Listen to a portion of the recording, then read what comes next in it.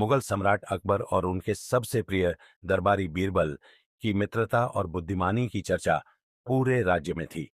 बीरबल न केवल अकबर के विश्वास पात्र थे, बल्कि वे अपनी चतुराई और हाजिर जवाबी से हर समस्या का हल निकालते थे। एक दिन ठंडी सर्दी की रात में अकबर और बीरबल अपने महल के बगीचे में टहल रहे थे। चंद्रमा की हल्की चांदनी बर्फ से ढकी यमुना नदी पर पड़ रही थी। ठंडी हवा चल रही थी और पूरा वातावरण सिहरन भरा था। अचानक अकबर ने नदी की ओर इशारा करते हुए कहा, बीरबल, क्या तुम्हें लगता है कि कोई व्यक्ति पूरी रात इस ठंडे पानी में खड़ा रह सकता है? बीरबल ने मुस्कुराते हुए जवाब दिया, जहां पनाह, अगर कोई व्यक्ति अपनी इच्छा शक्ति और हिम्मत को मजबूत कर ले तो यो संभव है। अकबर को बीरबल का जवाब कुछ संदेहपूर्ण लगा, इसलिए उन्होंने चुनौती देते हुए कहा, अगर तुम किसी को ऐसा करने के लिए तैयार कर सकते हो तो मैं उसे इनाम दूंगा, लेकिन अगर तुम असफल हुए तो तुम्हें सजा मिलेगी। बीरबल ने इस चुनौती को स्वीकार कर लिया और योग्य व्यक्ति की खोज में निकल पड़े। बीरबल को एक गरीब आदमी मिला जिसका नाम रामू था। वह बहुत ही ईमानदार और मेहनती था, लेकिन उसकी गरीबी ने उसे कई कठिनाइयों में डाल दिया था। जब बीरबल ने उसे राजा की चुनौती के बारे में बताया तो रामू ने थोड़ी हिचकिचाहट के बाद इसे स्वीकार कर लिया, क्योंकि इनाम की राशि से वह अपनी गरीबी को मिटा सकता था। रात के समय राजा अकबर, बीरबल और अन्य दरबारी यमुना नदी के किनारे इकट्ठा हुए। रामू केवल एक पतली धोती पहनकर ठंडे पानी में उतर गया। ठंडी हवा उसके शरीर को कंपा रही थी, लेकिन वह हिम्मत नहीं हारा। पूरी रात उसने ठंड बर्दाश्त की। वह कांप रहा था, लेकिन उसकी आंखें महल की ऊंची मीनार पर जल रही एक दीपक की लौ पर टिकी थीं। वह सोचता रहा, अगर मैं ये रात सहन कर लूं तो मुझे इनाम मिलेगा और मेरी गरीबी खत्म हो जाएगी। सुबह होते ही रामू नदी से बाहर आया।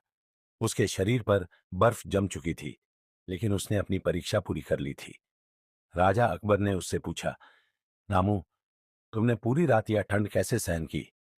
रामू ने सिर झुकाकर कहा, जांपना, मेरी हिम्मत और विश्वास ने मुझे इस परीक्षा में सफल बनाया।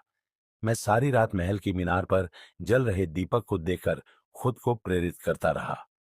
अकबर ने यह सुनते ही अपना फैसला बदल दिया और कहा, इसका मतलब यह हुआ कि तुमने उस दीपक की गर्मी से अपने शरीर को गर्म रखा। इसका मतलब है कि तुमने बेईमानी की और हमारी परीक्षा में असफल रहे, इसलिए तुम्हें इनाम नहीं मिलेगा। रामू यह सुनकर निराश हो गया। उसकी आंखों में आंसू आ गए। उसने पूरी रात ठंड में बिताई थी, फिर भी उसे इनाम नहीं मिला। वह उदास होकर बीरबल के पास गया और कहानी बताई। बीरबल को यह सुनकर बहुत गुस्सा आया, लेकिन उन्होंने कोई जल्दबाजी नहीं की। उन्होंने चुपचाप एक योजना बनाई। अगले दिन बीरबल ने राजा अकबर को अपने महल में भोजन के लिए आमंत्रित किया। जब अकबर समय पर पहुंचे तो उन्होंने देखा कि भोजन अभी तैयार नहीं था। बीरबल ने कहा, जहांपना, थोड़ा इंतजार कीजिए, खिचड़ी पक रही है। अकबर और दरबारी इंतजार करने लगे। कुछ समय बाद जब अकबर ने देखा कि खिचड़ी अभी भी नहीं बनी है, तो उन्होंने रसोइये से पूछा, इतनी देर क्यों हो रही है?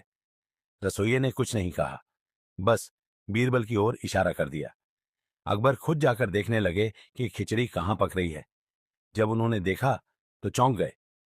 बीरबल ने एक ऊंची बांस की छड़ी पर एक हंडी लटका रखी थी और नीचे कई फुट दूर एक छोटी सी जलती हुई आग थी।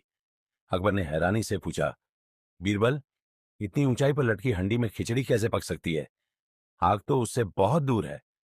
बीरबल ने मुस्कुराते हुए जवाब दिया, जहांपना, जब एक छोटी सी दीपक की लौ से रामू को गर्मी मिल सकती है तो यह आग भी खिचड़ी पका सकती है। अकबर को अपनी गलती समझ में आ गई। उन्होंने महसूस किया कि उन्होंने रामू के साथ अन्याय किया है। अकबर ने तुरंत रामू को दरबार में बुलाया और उसे माफी मांगते हुए इनाम दिया। उन्होंने कहा, रामू, तुम्हारी हिम्मत और संघर्ष के लिए मैं तुम्हें इनाम देता हूं।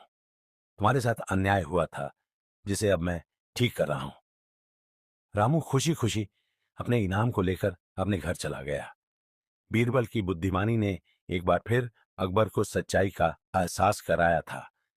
इस घटना के बाद अकबर ने एक और आदेश दिया कि भविष्य में किसी भी व्यक्ति के साथ अन्याय नहीं होगा। बीरबल की चतुराई और न्यायप्रियता ने फिर साबित कर दिया कि सच्चाई की जीत हमेशा होती है। दोस्तों, आपको आज की कहानी कैसी लगी? कमेंट में जरूर बताएं और वीडियो को लाइक करें। चैनल पर नए हैं तो चैनल को सब्सक्राइब करें ताकि ऐसी मजेदार कहानियां आपको मिलती रहे। Thank you.